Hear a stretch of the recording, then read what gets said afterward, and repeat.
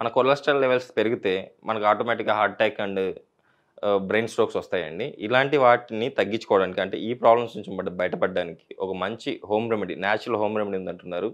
General consultant doctor V. Aditya Ranganath garu. వారి మాటల్లోనే విందాం. మనం ఎలా తగ్గించుకోవచ్చు. నమస్తే సార్. నమస్తే సార్. సార్ మన కొలెస్ట్రాల్ లెవెల్స్ పెరిగితే ఆటోమేటిక్ హార్ట్ అటాక్స్ అవును. అండ్ అవును. బ్రెయిన్ స్ట్రోక్స్ కామన్ వస్తాయి. పారాలిసిస్ కూడా వస్తుంటుంది. పారాలిసిస్ కూడా వస్తుంది. బట్ మన ఈ ప్రాబ్లమ్ నుంచి బయటపడడానికి ఒక మంచి హోమ్ రెమెడీ ఉంది అంటున్నారు కదా! అవును. ఆ హోమ్ రెమెడీ ఏంటో మా ప్రేక్షకుల కోసం తెలియజేయండి. యాహ్!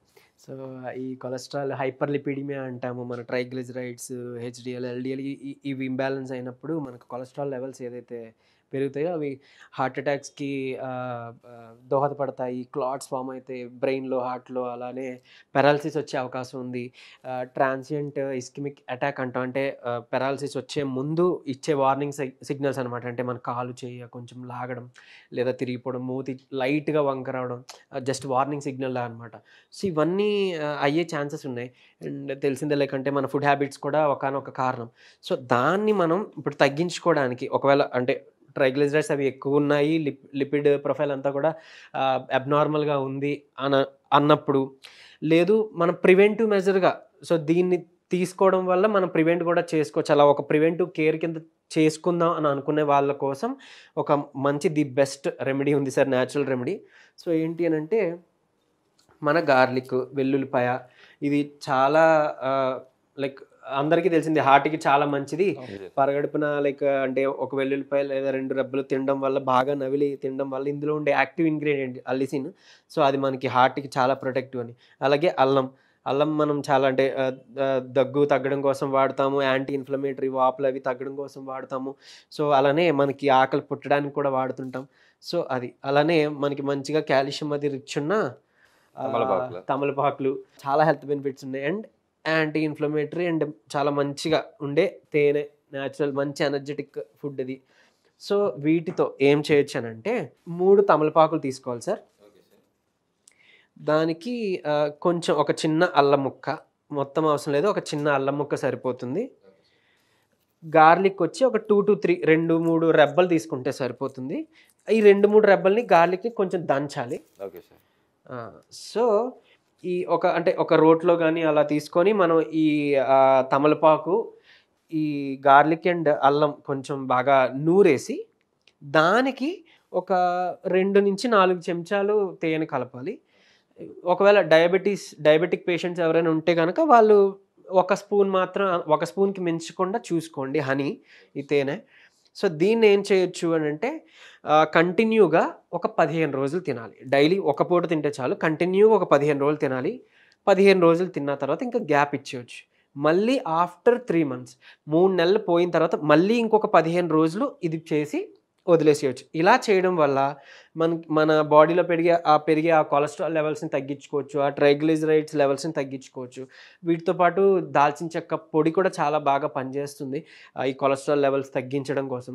దాన్ని కూడా ఒక చెంచా దాల్చిన చెక్క పొడి, అంటే అందరికీ తెలిసింది కదా! దాల్చిన చెక్క పొడిని మనం తీసుకొని వాటర్‌లో హాఫ్ గ్లాస్ వాటర్‌లో గానీ, లేదా మిల్క్‌లో గానీ అలా ఏదైనా, లేదా టీ ఏదైనా చేసుకున్నప్పుడు, ఈ జింజర్ టీ, లెమన్ టీ చేసుకున్నప్పుడు కూడా దాంట్లో మిక్స్ చేసుకున్నా కూడా మనకి ఒక బెనిఫిట్ ఉంటుంది. ఈవెన్ అంటే అర్జున్ చాల్ పౌడర్ అంటారు. ఈ తెల్ల మద్ది చెక్క యొక్క బెరడు నుంచి తీసిన పొడనమాట. సో, అది మీకు ఆయుర్వేదిక్ షాప్స్‌లో దొరుకుతుంది. అలా తెచ్చుకొని మన టీ పౌడర్ బదులుగా దీన్ని వేడి చేసిన పాలల్లో గానీ, లేదా వాటర్‌లో గానీ కలిపి తీసుకుంటే అది కూడా 3 మంత్స్ హార్ట్‌కి చాలా మంచి ప్రొటెక్టివ్ అండ్ కొలెస్ట్రాల్ లెవెల్స్‌ని తగ్గిస్తుంది. 3 మంత్స్ అంటే ఎవ్రీ ఇయర్ ఒక 3 మంత్స్ తీసుకుంటే ఆ ఎఫెక్ట్ మనకి 1 ఇయర్ అంతా కాపాడుతుందనమాట. అంత మంచి ఎఫెక్టు ఆ అర్జున్ చాల్ పౌడర్‌కుంది. So, even BP control, BP రివర్సల్‌కి కూడా మనకి దాల్చిన చెక్క పౌడరు, అర్జున్ చాల్ పౌడర్ హెల్ప్ చేస్తాయి. అండ్ ఈవెన్ ఇప్పుడంటే ఈ రెసిపీతో, ఈ రెమెడీతో మనం కొలెస్ట్రాల్ లెవెల్స్ తగ్గించుకుంటే ఆటోమేటిక్‌గా బీపీని కంట్రోల్ చేసుకోగలుగుతాము. అండ్ ఫర్దర్‌గా మన హార్ట్ ప్రాబ్లమ్స్ గానీ, స్ట్రోక్ ప్రాబ్లమ్స్ గానీ రాకుండా ప్రివెంటివ్‌గా మాత్రం ఖచ్చితంగా పనిచేస్తుంది. ఇఫ్ వచ్చినా కూడా ఈ రెమెడీ చేస్తే సేవ్ అవుతారు సార్. అంటే కండిషన్ వర్స్ట్ అవ్వకుండా ఖచ్చితంగా సేవ్ అవుతారు. Okay sir. రెమెడీ అయితే చాలా బాగుంది సార్. బట్ ఏందంటే అసలు కొలెస్ట్రాల్ లెవెల్స్ పెరగడానికి గల రీజన్స్ ఏంటంటారు? లైక్ మన ఫుడ్ హ్యాబిట్స్ అనండి. అంటే ఇప్పుడు ఈ ఫ్యాట్‌లో గూడా సాచురేటెడ్ ఫ్యాట్స్ అని ఉంటాయి. సో, వీటిని అంటే మనం గుడ్ కొలెస్ట్రాల్‌ని మనం ఇంటేక్ చేసుకోపోయినా బ్యాడ్ కొలెస్ట్రాల్ అనేది పెరుగుతుంది. అంటే ఏదో లైక్ అంటే ఇప్పుడు ఓన్లీ మనం తిన్నదే బ్యాడ్ కొలెస్ట్రాల్ పెరిగిపోతుంది అని అంటే దాన్ని తగ్గించుకోవడానికి విరుడు అంటే ముళ్ళుని ముళ్ళుతో అన్నట్టు కొలెస్ట్రాల్‌ని తగ్గించడానికి కొలెస్ట్రాలే అంటే బ్యాడ్ కొలెస్ట్రాల్‌ని తగ్గించడానికి గుడ్ కొలెస్ట్రాల్ ఇంటేక్ తీసుకుంటే ఆటోమేటిక్‌గా ఇది తగ్గుతుందనమాట. ఇదొక థియరీ ఉంది. సో, అలా కూడా జరుగుతుంది.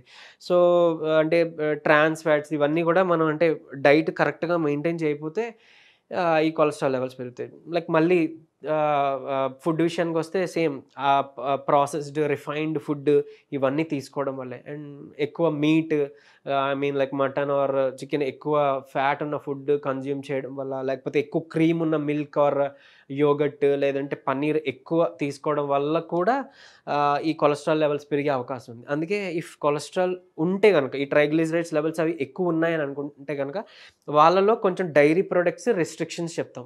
మిల్క్ గానీ, ఈవెన్ బటర్ మిల్క్ కూడా తీసుకోవద్దని చెప్తాం. అంటే పల్చగా ఉంటే పర్వాలేదు. బట్ క్రీమీగా ఉన్నది మాత్రం అవాయిడ్ చేయమని చెప్తుంటాం. అండ్ ఈవెన్ మీట్ ఇవన్నీ కూడా అవాయిడ్ చేయమని చెప్తుంటాం. ఈ సాల్ట్, ఈ ప్రాసెస్డ్ ఫుడ్స్ ఖచ్చితంగా అవాయిడ్ చేసి తీరాలి. లేదంటే ఈ ట్రైగ్లిజరైడ్స్ ఐ మీన్ మనకి కొలెస్ట్రాల్ లెవెల్స్ కంట్రోల్‌కి అస్సలు రావు. సార్ ఇప్పుడు హార్ట్ ప్రాబ్లమ్స్ మనము యాక్చువల్లీ కరోనా టైంలో మనం వ్యాక్సిన్‌లు తీసుకున్నాం. ఆ వ్యాక్సిన్‌ల వల్ల గూడా ఇప్పుడు తక్కువ ఏజ్‌లో కా మనకు హార్ట్ ప్రాబ్లమ్స్ వస్తున్నాయని జెప్పేసి అంటున్నారు. అది ఎంతవరకు నిజం సార్?